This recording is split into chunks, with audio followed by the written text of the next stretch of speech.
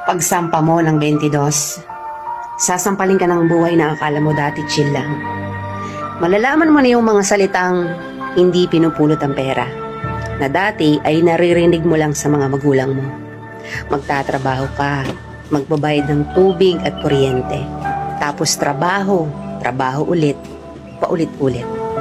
Mamimiss mo yung batang ikaw, musmos, walang alam sa mundo.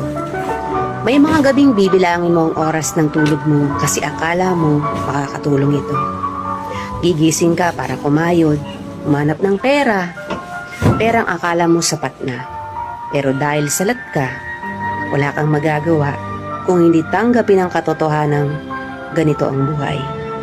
Katotohanang dahil malaki ka na, malaki na rin ang bigat na papasanin mo. Dahil ngayong 22 ka na, o 23 o 25 ka, malalaman mong hindi ka na lang nabubuhay para sa sarili mong pangarap. Real talk yan.